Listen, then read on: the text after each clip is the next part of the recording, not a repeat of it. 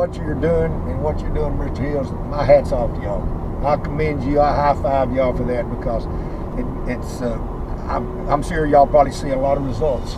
I mean, I hope all the results are good, but if we didn't have people like y'all to step up to take the ball and run with it per se, we'd be a lot worse off. So thank you for what you're doing. I think that, at the end of the day, we're just seeds from somebody else's fruit. And, at the end of the day, we've had people in our lives. I know for me personally, my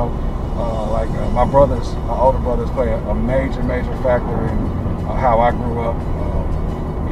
Not having that male influence in the house, being able to count on them.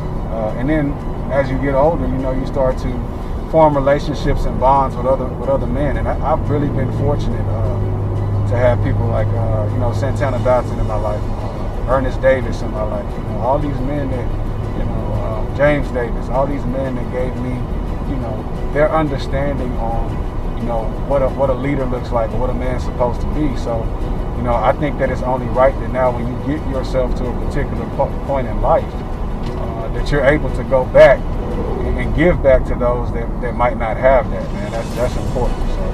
So you're comfortable in a specific place and where you are, and then now you come down here to Hayes. How's that transition?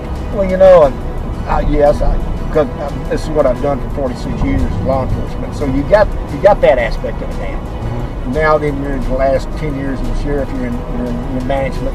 You're an administrator. You got responsibilities to go with that, like in the Hayes County Sheriff's Department. I got about 430 employees. My budget's like $46 million, and millions of dollars in county assets. So, and I was a captain for a while up in Travis County, and so, there's a transition, yes, because the responsibility comes with the position. Mm-hmm. But, if you're ready, you adapt to it pretty easily, and I feel like I have. I really enjoy it, but I got a really good department. I got some good men and women that work there, so that always helps. But there's some adjustments that you have to make when you're coming down and you take on the responsibility of all that. And plus you got a jail with about 430 inmates in it. So, it's a transition. But if out of my 46 years, 40 of those years I've worked in county government. So that end of it too, because you've been doing it forever. So, what do you think has been the biggest adjustment? Well, and the biggest adjustment here for me is what we first talked about a while ago, is the growth and all that it brings with us. Because the growth is because of our jail population, the growth because of the services we got to provide to the citizens out there, the manpower, the staffing. So that's been a big challenge down here in Hayes County, because it was a small county, and now it's exploding. So that's being, you can call it an adjustment or call it a challenge. So here's a question. Obviously, we see all the things that's going on today as it pertains to the tension between officers and the community, so to speak. This is probably pretty different these times than it was for you back in the day. Absolutely. Give me your thoughts kind of on that, on the things that are taking place, and maybe what do you think can be done to kind of try to, I guess, mend the relationship between minorities and the police? Well, one thing is, a lot of this that I'm seeing across this country, luckily we don't encounter that down here. We got a good agency, we have to deal with that. I don't like what I'm seeing. Yeah. I don't like what I'm hearing. Yeah. And so I think to get the relationship back to where it needs to be is like what you're doing right now. Mm-hmm. That's what it's going to take for us to get together and let us know, hey, we're not the bad guys, so we're the good guys, and for people to be interacting and do stuff together. So your coaches, your community, your peers, your mother, your father, your uncles, your aunts, they will prepare you in life to be winners. They will prepare you in life to be winners. But only you as an individual can prepare yourself to win. Give me 2 claps. You as an individual can only prepare yourself to win. Give me 2 claps. So take this time. Take it seriously. Ask questions. Ask Tony. Ask the officers. Your coach is a great coach. Okay? Take the information that he or she has fed off into you. Reflect it on here. Get better. When I say what we come to do, I want you to say get better, coach. What we come to do? Get better. When I say what we come to do, I want you to say get better, coach. What we come to do? Get better, coach. The reason reason why I do these chants is not because I'm looking for a new boy band to put together. It's because I exercise your mind. Without your mind, your body ain't. Learn, learn, learn. It's uncomfortable to be great. It's uncomfortable to be great.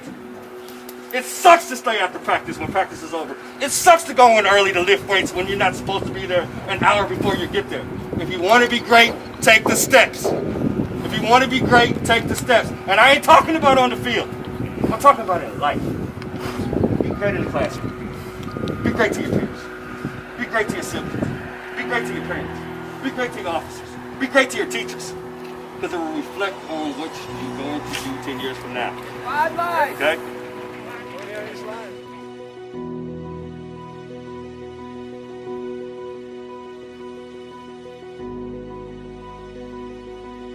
You gotta go here. Go here. Come on.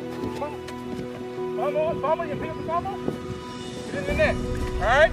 And you run back. First team, whoever does that the fastest wins. All right?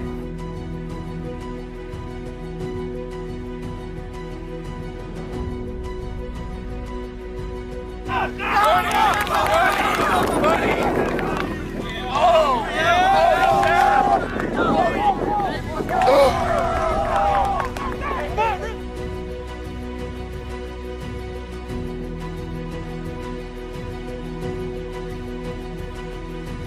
The number one thing that you don't want to do anytime you have a moment is to have regret. And anything that I've done, whether it's been good or bad, you know what I don't have? A regret. And I'm going to tell you why.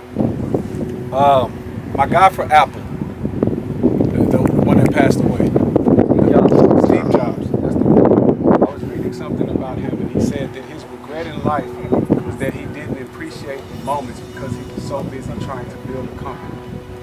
Guys, it's important to have a vision, but it's just as equally important not to miss the moment. This is a moment. A lot of you guys, you juniors, like, you'll be seniors next year, and that's it. A lot of these people that you came up with, you might not ever see again. So what you do off the field, like Ali said, it transitions on the field. But most important, if you have that family bond, then when you see your brother not performing up to form, you'll be able to give him a certain look and he'll know that he has to be there. And at the end of the day, we don't want to let our brothers down, right? We family, right? Who would let your family get hurt and you wouldn't do anything about it? So when you have other teams, and this was always my mentality, and this is what I told Coach McCoy, and this is what I told Nick Hill. I said, as long as I'm on this damn field, I'll be damned if anybody touches you. Guys, in my career, in 4 years in Texas, my quarterbacks got touched twice. From my doing. Twice. Give him a clap. Hey, that's and what I'm telling you is it's not about me being better than anybody that I went up against. Because I went up against some of the greats. I went up against first round picks. I went up against all perennial athletes, all Americans, the whole nine. But you know what I had that they didn't? I had a love for the person that I was protecting. Some people just come out here and they want to be showboats and they want to be stars, and that's cool. There's a lane for that. But what happens when those showboats and those stars meet somebody that has heart and that has grit, you're not going to be willing to go the distance. You guys have to make it in your mind. Make that decision. The next team that comes in here, and any team that comes in after, for you juniors, any team that comes in after will never want to play y'all. Ever. They will quit before the game starts. All right, so that's all I wanted to tell y'all, man. Enjoy the moment, appreciate the moment. Okay, that's the last thing, y'all.